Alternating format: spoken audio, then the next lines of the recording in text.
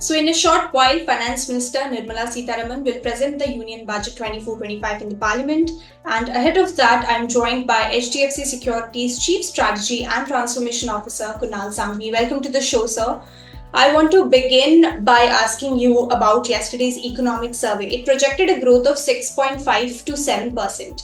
What do you think? What measures can the government take in order to make sure that it hits that target? Yeah, I think so. This is a very conservative estimate, and we should be able to achieve it in a very business as usual basis. That means if the government continues to do what it has been doing, we should be there. However, having said that, this is a new term, new election, a different dynamics in election, the way in which the government has been formed. So it's definitely going to call for the changes in the way in which we have to grow.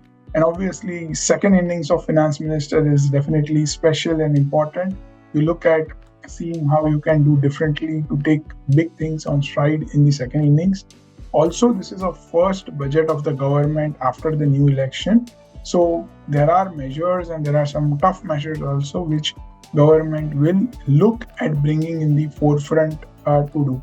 For example, a lot of corporate and lot of non-populist measures can come into picture more so from a luxury segment or an elite class. However, the lower bottom class, the middle class is going to experience much better in terms of small populist measures that can come, like there can be certain tax reliefs in the salary, in the tax structure, the standard deduction increase, etc. we can say. Yeah. Yesterday's economic survey also pointed out the impact of AI, and it clearly said that we are not immune to that. How budget can address this issue, because we know that workers are not very well equipped with technological challenges. So how can the government tackle this? I think so. That's a very interesting point, and I'm happy to see that in the economic survey. India is at the forefront of technology and embracing AI. In fact, while the world is doing so many changes, India has been very ahead in terms of software, etc. However, if you look at the larger labor force in India, including the manufacturing, the advent of AI is not necessarily percolated to all the labor force. So a lot of spend and incentives and allocation of funds around upskilling, around bringing clarity in terms of what AI needs to be done, can help people embrace AI and upgrade their roles. See, AI is not necessarily going to take jobs if you are able to become relevant in the particular field. So government needs to exactly do that. A step forward over and above that will be if we are able to look at AI as an opportunity and maybe go ahead in the path, then we can provide a lot of services to the world and it can actually create a lot of employment as well. Having said this, if we just remain ignorant and don't understand and recognize this change, then definitely we are up for a lot of disruption and it can create a lot of job issues and other aspects as well. As you are aware, India requires employment and it is a large population that needs to be employed on an ongoing basis. So I'm very happy to see this in the economic survey and in the radar of the government, and definitely look forward to higher allocation and funding in the budget with respect to upskilling and embracing technology. Also a push in private sector with respect to AI spend and recognizing AI as well at the early stage will go a long way.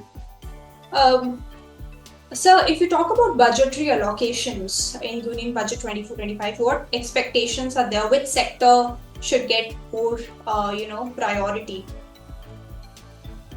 So, I strongly believe the next leap of growth for India is going to be from manufacturing, and manufacturing can create multifold growth, so to say. So, I will be very delighted and happy if manufacturing, there are enough and more measures that are going to happen in manufacturing sector. The other sectors, as we may see, are already on an ongoing basis, already at a little higher level of uplift, so to say, mainly in the services areas and including BFSI as well. So I believe their business as usual, a regular allocation can work, but a significant push in manufacturing Yeah, also in terms of PLI schemes, also in terms of public-private sector investments, etc., will actually help to set foundation for next 5 years of growth. Also, it takes time for manufacturing in any economy, so to say, to really make its base strong and also become a provider of services, so to say, for the rest of the world.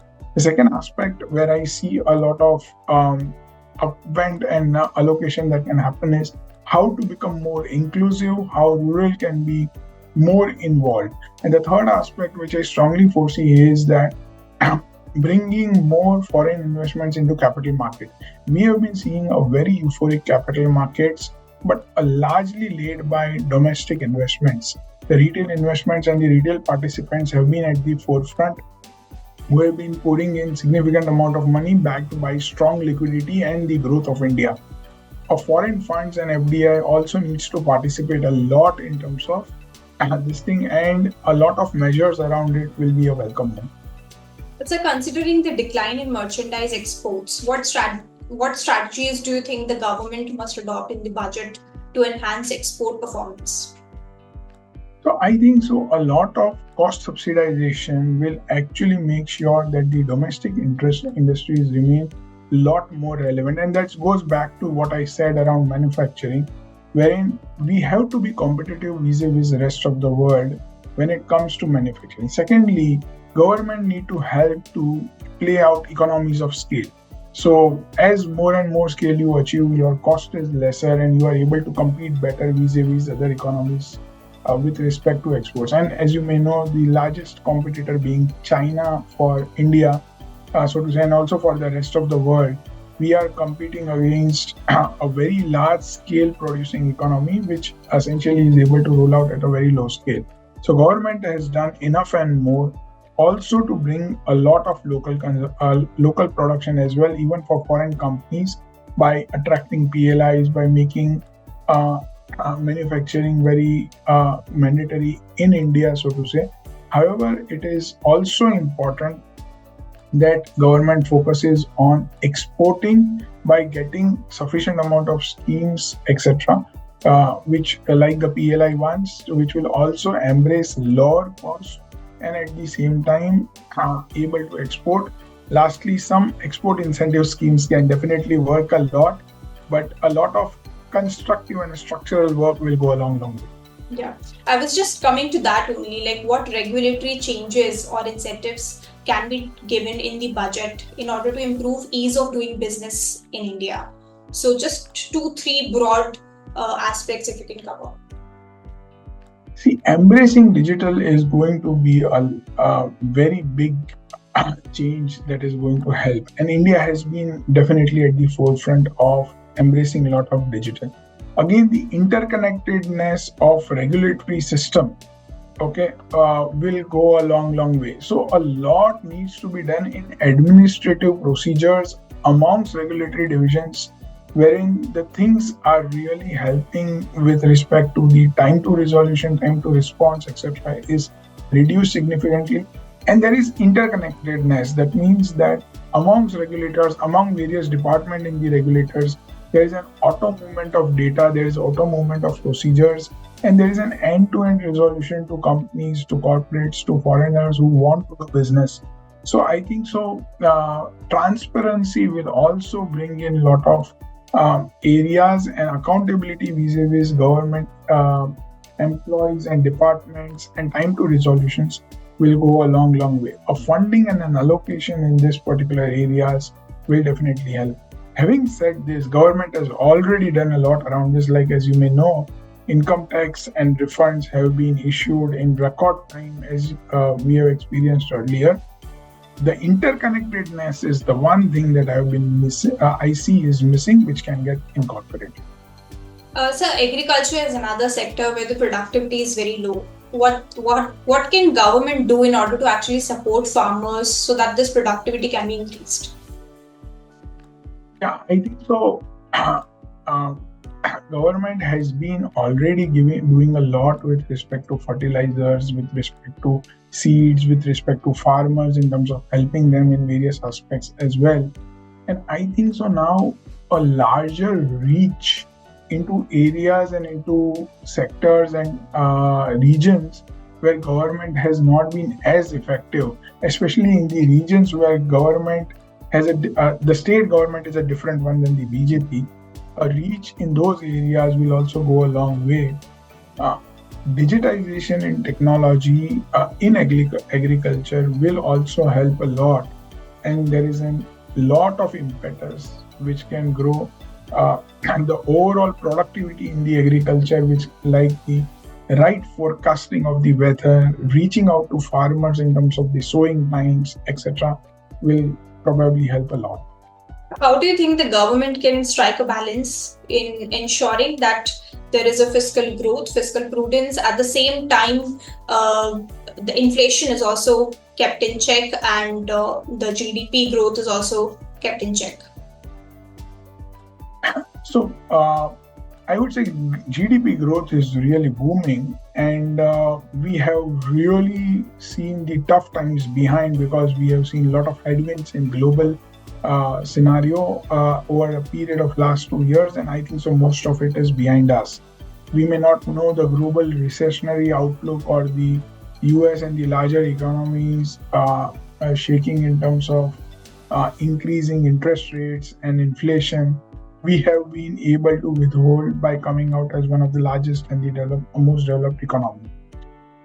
But if you were to ask me what we need to do essentially now, I would say that we have been able to manage inflation, but the inflation that essentially is now going to come will be having an auto check because the interest rates are supposed to reduce.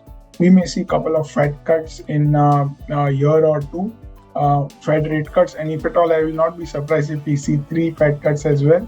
Okay, rate cuts by Fed, and that will bring automatically inflation little lower in India and definitely boost a lot of things. Obviously, corporate tax cuts will essentially go a long way also in terms of making sure that the business is more compliant and is leaving more purchasing power in the hands of corporates' profitability as well. I would say a larger question is also not about fiscal consolidation.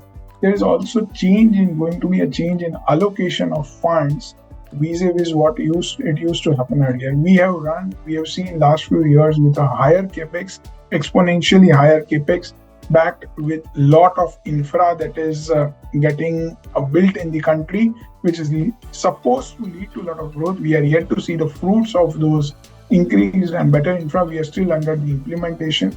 We may continue to see a higher infra, but also a lot of funding will go in terms of the states and the rural upliftment as well.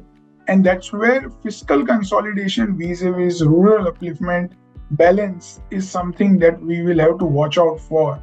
It will be important from an economic perspective to see whether government is able to continue with the earlier stance of focusing high on economic parameters, demonstrating and positioning itself as a very high growth-led economy in the world, vis-a-vis what they are trying to do more as a populist measures, trying to get more deeper in rural areas, trying to do I'll not be surprised if there are certain allocations which is rolling out some of the incentives and schemes for rural and farmers as well to get more popularity. And then that balance is going to really decide the tone for next 5 years.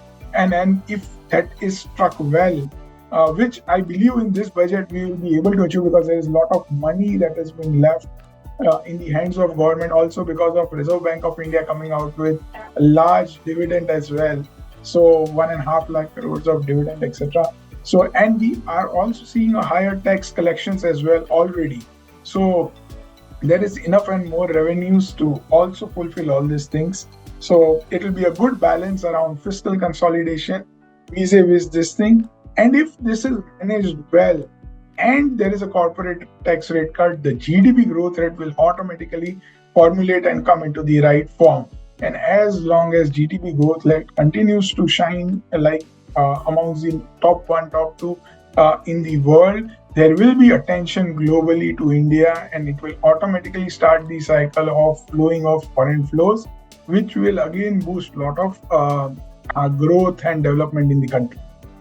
Thank you, sir, for breaking it down for us, for our viewers, and explaining everything in very simple language. Thank you so much. And also, once the budget is passed, we look forward to have another conversation with you to understand it. My pleasure. Yeah, Thank it you, was sir. nice interacting with you. Thank you. Thank you. Thank you.